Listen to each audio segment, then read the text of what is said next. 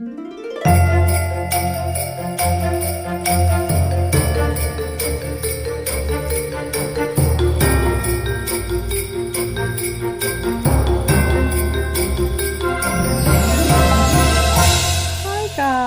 everyone! Merry Christmas! We're so close to Christmas! Oh my gosh, I feel like it's just gone so quickly. I know! It's crazy. When you sit here and film part 1, 2 and 3, it's crazy how quickly 3 weeks can go by. Like, we were just on, like, the first week of December. Christmas is this week, guys! It feels like just yesterday that, like, the Lydia interview came out the same week as part 1 of Blondeburst. Like, I can't believe it. It feels like just this morning that it was still November. This is crazy times for us all, I fear. Hi, guys. Hi, I'm Liz. I'm Lily Emma. Welcome back to Blonde Vibrations. This is a Champagne Whispers episode, but it is also the final part of our Blondemas special series. Also known as, to my personal notebook, Blondemas Part 3, the final countdown. Because it really is. And we never did figure out... It really is. Really, guys, I can't stress this enough, it's the final countdown. It is the final countdown. Like, there's really not that much time left. If you've not got your loved ones any presents yet, if you are buying them this year, you don't have long. You don't. I'm looking down the barrel of the Canon zoom lens and letting you know that you may as well, if you're watching this, maybe listen instead and get to the shops. Please. Like, you've seen the Santa dresses now. It's time to, like... I can only hope that your house has a corn roast in the freezer right now. Oh gosh, yeah, guys, there was a real drama this time last year because my parents didn't get me a corn roast, which, if you know me and Liz, it's literally like our bread and butter. Like, there is actually no greater joy, and I'm also really hoping that my house has a corn roast in the freezer because I'm about to, like, sing its praises. Is that I honestly am yet to have a roast other than that one that we had that year in our second year house that was like almost like stuffing, and it was like wrapped in vegan bacon. That was really good. Anything that's tied with actual ties is going to be good. Yeah, that was really good. But that is literally, I look forward to it every roast. Like, that is what I want. I go out for a roast and I'm thinking, like, you know what would make this better? Corn roast. And for some reason, my parents just didn't get me one last year. And it was just that, and all of the shops had sold out, and we went around so many supermarkets to try and find this corn roast. I think my mum bought me, like, the ham corn roast at one point, which is so not my MO. And yeah, it was really traumatic, but you'll be pleased to know that we did in fact find one in the end. But I just remember thinking that that's Christmas ruined. Do you know, like, my Christmas dinner, I'm not going to have a meat alternative. I feel like what I want to manifest, what's in my freezer right now, but it's a bit of a harder task, is vegan Yorkshire puddings, but also vegan pigs in blankets. Like, I just feel... Big Sainsbury's. For the pigs in blankets, yeah. Yeah. Not for the Yorkshires. You have to specially buy them. They've got... it's 2024. They've got an even bigger box of them this year. Oh my god, don't. It's making me hungry. Okay. We're having lunch after this one. Yes. We've been back to back. We've been going bar for bar. I've not even finished my Glinda juice. I hope you've all seen Wicked by now, because it's been out for a month. Though that is kind of a Christmas activity, going to see, like, the musical. It's the Wonka of this year. You know what I was thinking is, like, it depends on how much you're viewing Wicked as a Christmas film this year. I would say maybe it's the same way as Wonka. Well, I said this at work. I said Wonka is my favourite Christmas film, and everyone shut up. It came out last year and it's not a Christmas film, and I went... It's snow. But I was going to say that Sophia and Cinzia, for their Christmas... you know how sometimes they'll, like, dress up? They should be Glinda and Elphaba. Yeah. Like, I think that would be sick.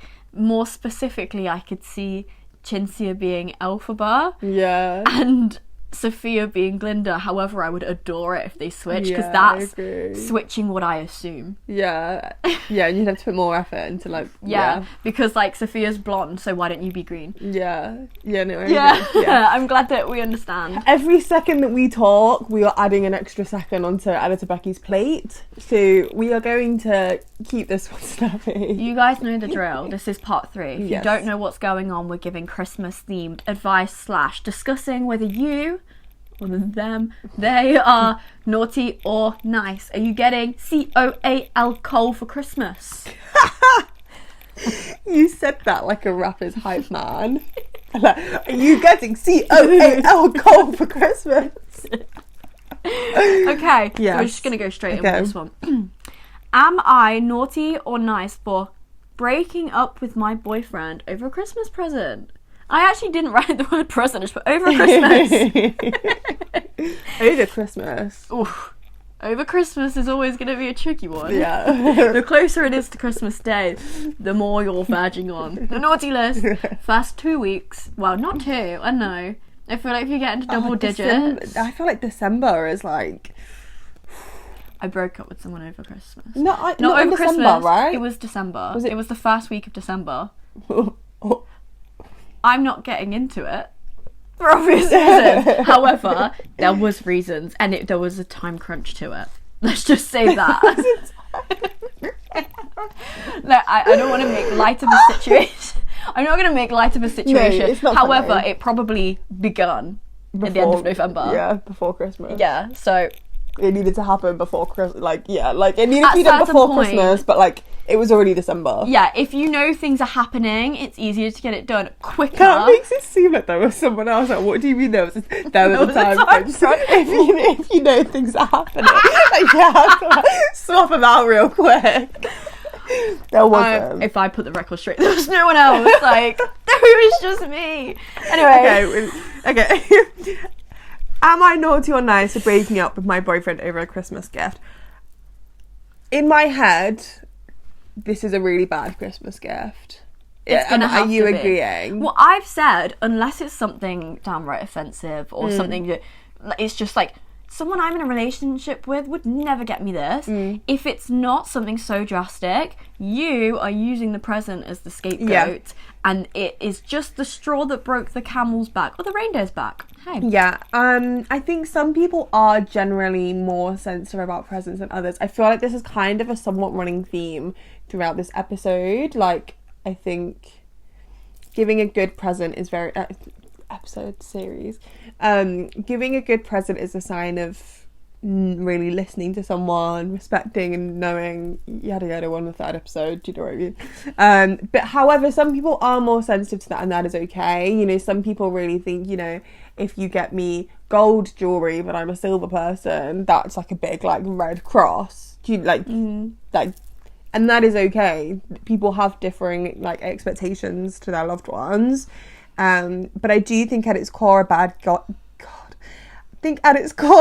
gift really does sting, because it makes you think this person doesn't either care about me or doesn't know me. Well, I've said that like a good example of this is like, this isn't a bad present in itself, but like if someone was to purchase someone, let's say like uni accommodation, some bath bombs, they don't have a bath, you've come to visit them without accommodation plenty of times since September, you know they don't have one, and you purchased it, you don't take in their surroundings, and actually she's complained about not having baths, and I have actually said that there's like asterisks with that, because if you have the conversation, you don't just break up, that might be I got you them to have at my house because I've got you a drawer of things now, and the bath bombs are just and I also do think that where I feel like we've like built up the stages of bad gift giving in this series, but I do think we need to kind of do a slight disclaimer that bad gift givers do exist and they do have rights. Do you know,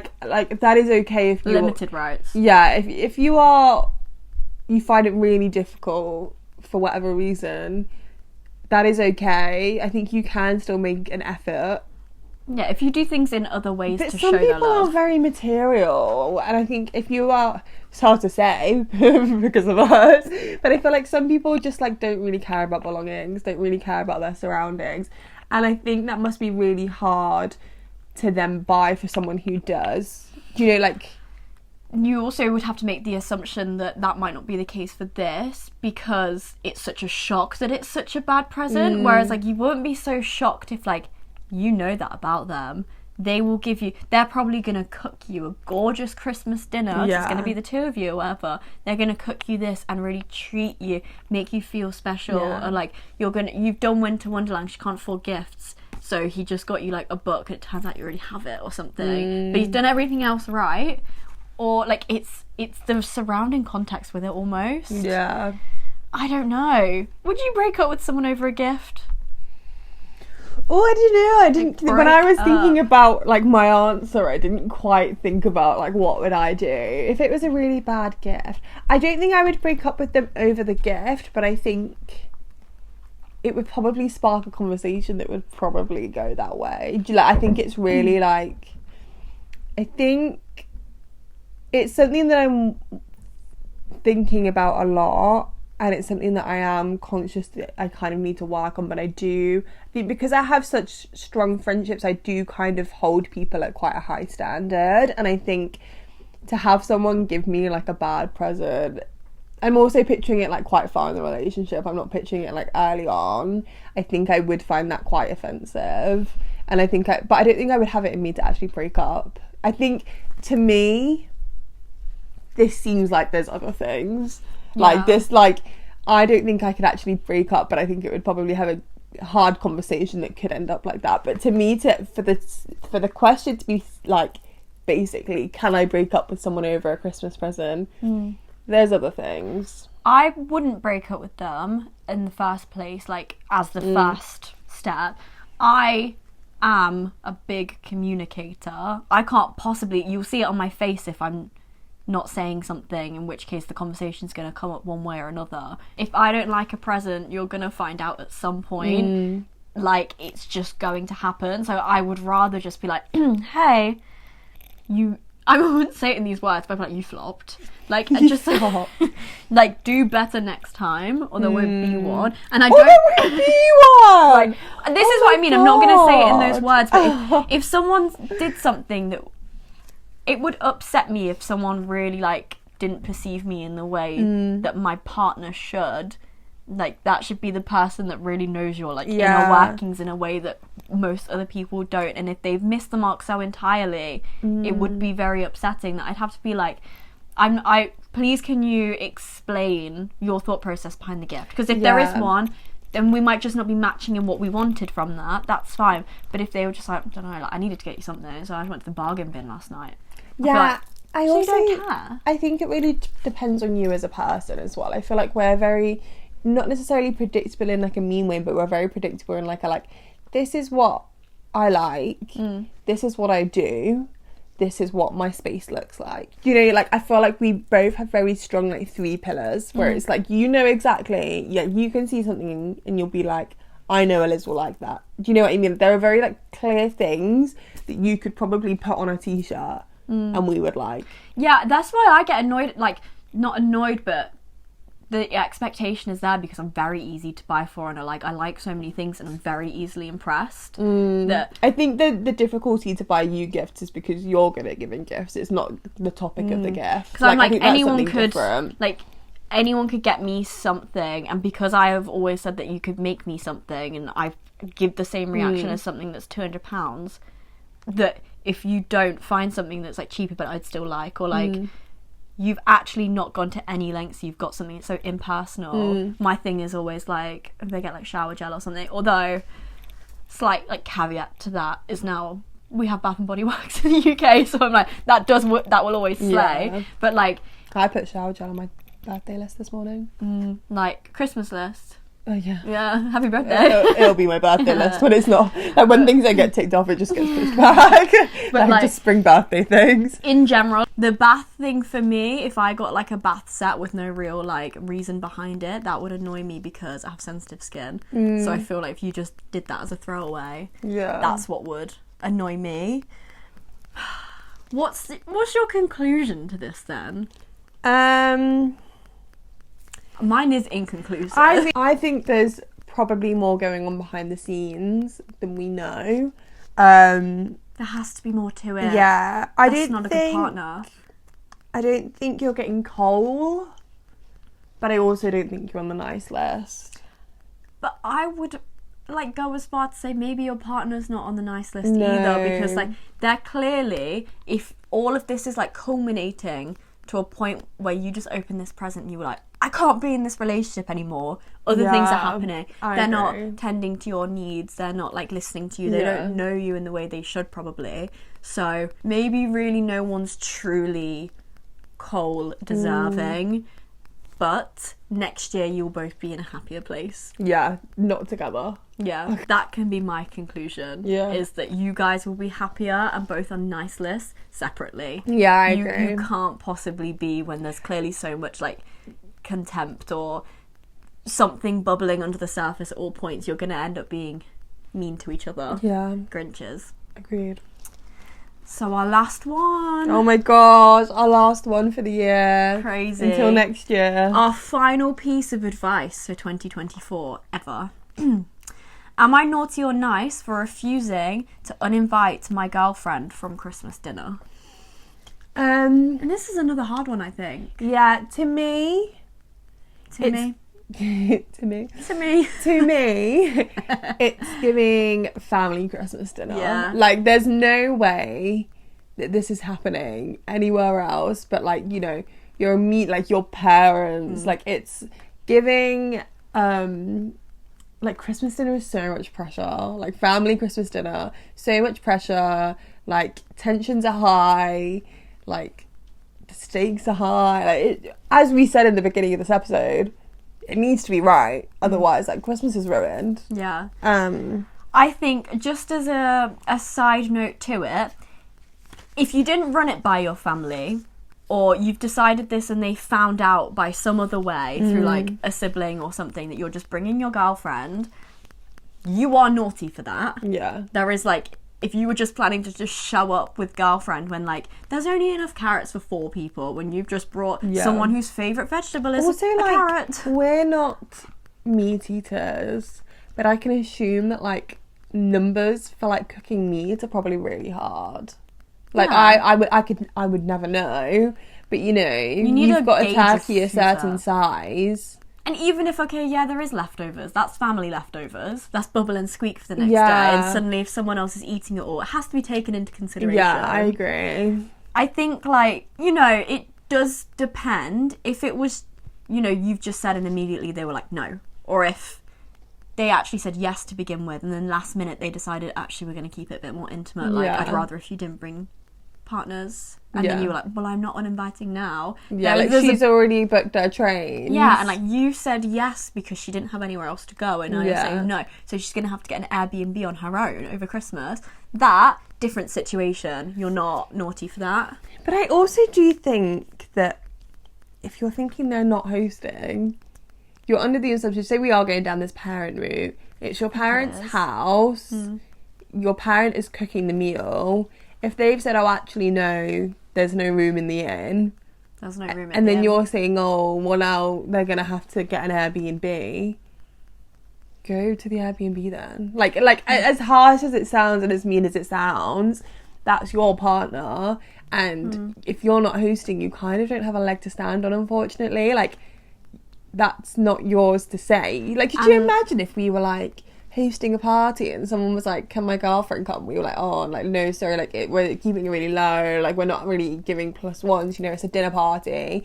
And they were like, can you prefer? So I'd be like, no, it's my house, I don't want your girlfriend in here because I don't know her. I think, like, to your parents' position, hit the road, Jack. Like, they've said she's not coming, so she's not stepping foot past the threshold, which is a really uncomfortable situation. Yeah, like, it's not just all fun and games. Like, that, it creates a real, like, pressure point. But I did say at the end of the day, if you're going into a house that, like, either you're coming home from, like, uni or whatever, you just live there, it's a roof that's not yours, and it may be uncomfortable.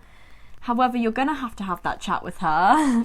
Oh, if you see my doodles at the bottom. Yeah, doodles at the bottom. You're going to have that chat with her in some way because it is your parents' decision. You need to decide whether I'm going to stay with family Christmas, going to keep the peace because, you know, it's just one day of the year. It's not that deep. She can probably just go back to her families. It's whatever. Or if you feel so strongly that there's reasons why you guys have to be together or she can't be on her own or anything, you step out of the family Christmas dinner situation. I've said you're not naughty, but I don't think you're going to win that snowball fight. God, how do they keep coming up? But it's true. Like, if you try and argue with it, unless you have a very, like, you know, what's the word, amenable family, that they're like, okay, yeah, we'll just like accommodate, that's probably the word. But if they've said it, they're probably not going to, and you're going to put everyone in like awkward situations. I understand wanting to bring someone back for Christmas. Yeah. Like, I love the look of your roasts. I imagine me rocking up on Christmas would be great for me and great for you, but maybe not so much the family. Yeah. But, you know, oh no, my parents would love to have you there for Christmas. Maybe not this Christmas. In theory, yes, but like, you know, especially if you don't live at home. Yeah. A lot of the time, if you're going home, it's That's probably like for your a reason. time with your parents. Yeah, like most of the times you're going back for like someone's birthday or whatever, and you've brought your friends or you're bringing a party or whatever. This for a lot of people is the one time that you can actually be there with like all your siblings. Yeah. And like, could you come to a compromise that she's not there at dinner but for the games in the evening? Yeah. That's a bit less intimate. Or you know what, if they just have that hard like barrier or boundary of like, no, Christmas Day is Christmas Day, how about Boxing Day? Yeah. Unless you want to kick up the fuss or remove yourself from the situation, you almost do have to accept it. My final callings are that if the partner is going to be alone, if they're not at your Christmas for whatever reason, your parents will be on the naughty list. If you're letting your partner have Christmas on their own and not just going with them, you're on the naughty list.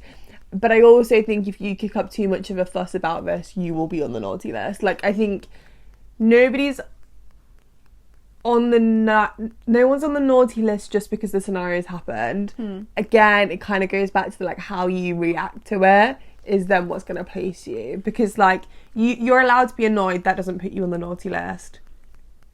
Because that is disappointing if you're like, oh, you've planned like waking up on Christmas morning and then like they're gonna open presents with your siblings and it's really cute and fun. Like that's fair to be annoyed and disappointed, but I think it's also not your house. And also, like, it's probably not personal. If it's been a hard in the family group chat, mum's been like, no partners. Yeah. You know, if you have 6 siblings and all 5 of them are bringing someone back, where they've been like, you know, Alicia can't come, then yes, there might be more of a problem that you might want to figure and like navigate through differently. But if it's just like a blanket statement, no one's bringing partners back, I'm only cooking enough for the 4 of us, then you kind of have to accept it. Yeah, I agree. So good luck out there. Yeah. Try not to become a Grinch in the fallout of all of that. Grinch. A Grinch. Grinch. A Grinch in all Grinch. that. Yeah. Oh, that's so awkward though. Again, we're leaving things on like an uncomfortable I note. know, we need to like we needed to swap them around a bit, didn't we? Like, I feel like it's like what, a few days to Christmas, and here we are like, oh, like your partner can't come to Christmas. Oh no. Okay, well, let's just, you know. Yeah. And it's actually, unfortunately, more sad news. We're going to be taking a break.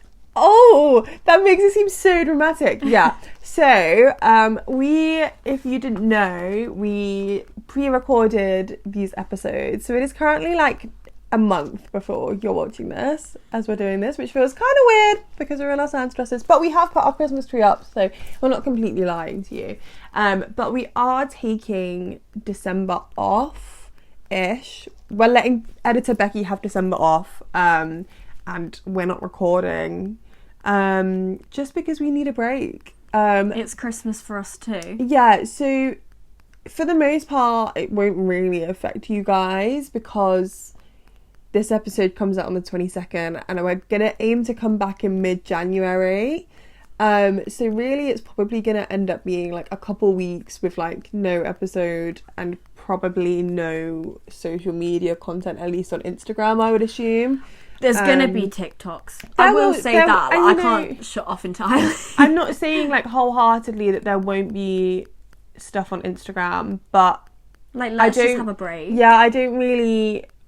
It's been a really busy couple of months with tuning in and it has been really fun, but I also am conscious that, you know, the series is so heavily caught up with sustainability, creativity, and it would be so hypocritical for us to then be like on Christmas Day writing a review and you know, live streaming 6 hours on Christmas Eve.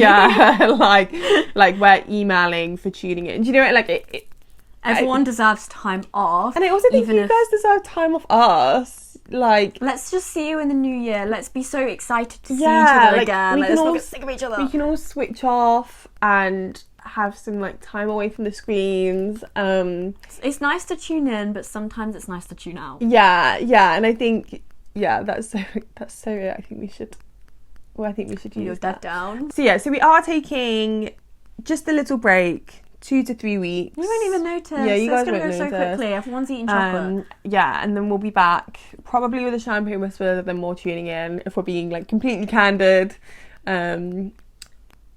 everything will be back in motion very quickly, and yeah. So the final things to say is our website is blondevibrations.co.uk. Instagram is blonde_vibrations, TikTok is blonde vibrations, and wherever you are on, you can follow, share, like, subscribe, comment. If I didn't say that one, can't remember. Send it to someone on your personal naughty and nice list.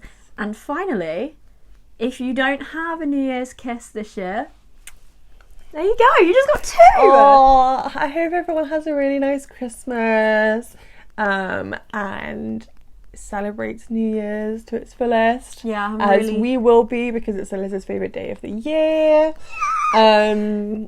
Sending love to anyone who doesn't like Christmas, doesn't celebrate Christmas. It's not going to be your normal fun Christmas. We're sending you love. Sometimes it's just another day. You might not celebrate it at all. Yeah. It's just a nice day that you might have off work. And if you are at work, I'm sorry. Yeah. There's just another day.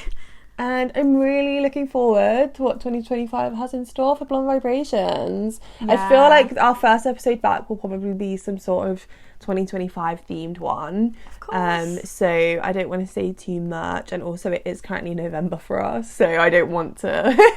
We'll just see you in the new year and we'll talk about it then. Like, let's not wish time away. Let's just be in the moment. Yeah, we'll see you in 2025. How weird. Happy, healthy Christmas and New Year to you all. Love you. Get under the mistletoe. Love you. Bye. Bye.